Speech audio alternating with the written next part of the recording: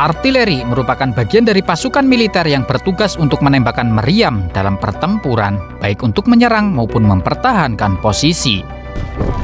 Sejarah artileri dimulai pada abad ke-14, ketika meriam pertama kali digunakan dalam peperangan. Pada masa itu, artileri digunakan sebagai senjata pendukung pasukan konvensional, tetapi seiring berjalannya waktu, artileri semakin berkembang menjadi bagian integral dari pertempuran modern. Di Indonesia, artileri telah menjadi bagian dari TNI sejak masa kemerdekaan.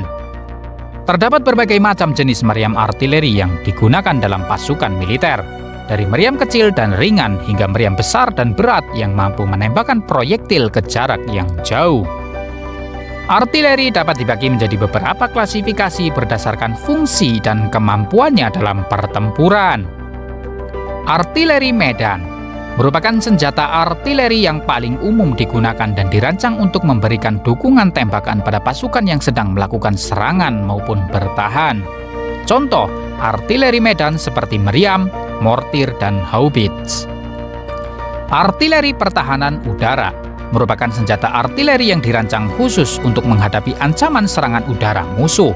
Contoh, meriam anti pesawat, rudal anti pesawat, dan senapan mesin. Artileri anti-tank merupakan senjata artileri yang dirancang khusus untuk menghadapi kendaraan tempur lapis baja musuh. Contohnya, meriam anti-tank, rudal anti-tank, dan granat tangan anti-tank. Artileri peluru kendali merupakan senjata artileri yang menggunakan rudal sebagai alat taktis utama untuk menyerang sasaran. Contohnya, termasuk misil jelajah, rudal jarak pendek, dan sistem pertahanan udara jarak jauh. Artileri serbaguna merupakan senjata artileri yang dapat digunakan untuk berbagai macam tugas, termasuk senjata peluncur roket, meriam anti pesawat, dan senjata mesin. Beberapa jenis artileri ringan mungkin hanya memerlukan 1 hingga 2 orang untuk mengoperasikannya. Sementara jenis artileri yang lebih besar mungkin memerlukan beberapa orang dalam satu tim untuk mengoperasikan atau memindahkan meriam tersebut. Sebagai contoh, dalam sebuah artikel pada laman dampai.id disebutkan bahwa 3 orang yang terdiri dari 1 komandan, 1 operator senjata, dan 1 pengamat tembakan merupakan jumlah awak yang diperlukan untuk mengoperasikan sistem Pansir ME, sebuah sistem pertahanan udara anti pesawat yang digunakan oleh Rusia pada beberapa kapal perang mereka. Namun, jumlah awak yang diperlukan untuk mengoperasikan meriam artileri tentunya dapat bervariasi tergantung pada kondisi dan situasi pertempuran yang dihadapi. Peran artileri dalam pertempuran. Dalam medan pertempuran, artileri sangatlah penting karena meriam artileri memiliki kemampuan untuk menyerang target dari jarak yang jauh dan dengan daya hancur yang begitu besar. Artileri juga dapat digunakan untuk memberikan dukungan tembakan kepada pasukan infanteri yang sedang melakukan serangan atau menghalau serangan musuh dari jarak jauh. Selain itu, artileri juga dapat digunakan untuk menghalangi dan menghambat pergerakan pasukan musuh atau untuk menghancurkan posisi pertahanan mereka. Dengan demikian, kemampuan artileri sangat penting dalam mencapai kemenangan dalam sebuah pertempuran, terutama dalam pertempuran modern yang kian kompleks dan canggih.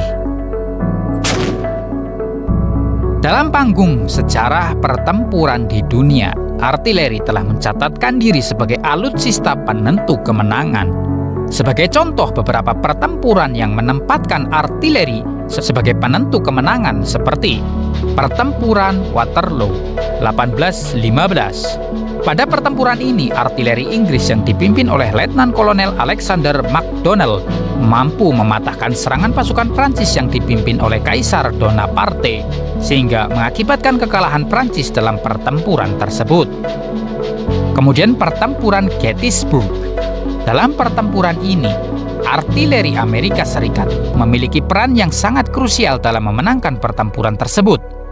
Artileri Amerika mampu menghambat pergerakan pasukan Konfederasi dan memberikan dukungan tembakan kepada pasukan Union yang sedang melakukan serangan. Kemudian pertempuran El Alamein. Dalam pertempuran ini, pasukan Inggris yang dipimpin oleh Jenderal Bernard Montgomery mampu menghancurkan tank-tank pasukan Jerman menggunakan meriam artileri berkaliber besar dan artileri anti-tank.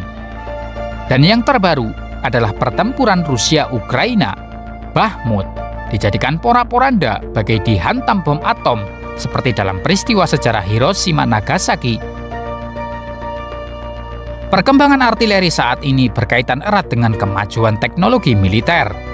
Akibatnya, lahirlah berbagai jenis artileri berteknologi tinggi dengan daya gempur yang jauh lebih dahsyat seperti meriam otonom, merupakan meriam yang dapat dioperasikan secara otomatis tanpa kehadiran prajurit di dekatnya.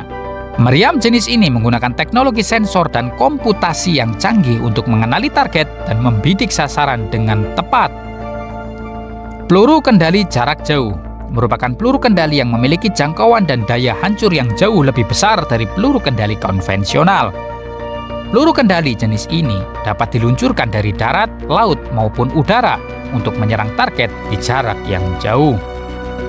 Artileri serbaguna merupakan jenis artileri yang dapat digunakan untuk berbagai macam tugas, seperti menyerang sasaran darat maupun udara, atau melakukan pengintaian. Sistem artileri laser merupakan teknologi artileri yang menggunakan sinar laser untuk melumpuhkan dan menghancurkan target. Teknologi ini biasanya digunakan dalam misi pengintaian dan pemusnahan target terpilih. Perkembangan artileri terus berkembang seiring dengan kemajuan teknologi dan permintaan persenjataan modern. Namun, penting untuk diingat bahwa teknologi artileri hanyalah alat. Tanpa strategi dan taktik pertempuran yang tepat, tidak akan dapat memberikan manfaat maksimal dalam situasi pertempuran yang sesungguhnya.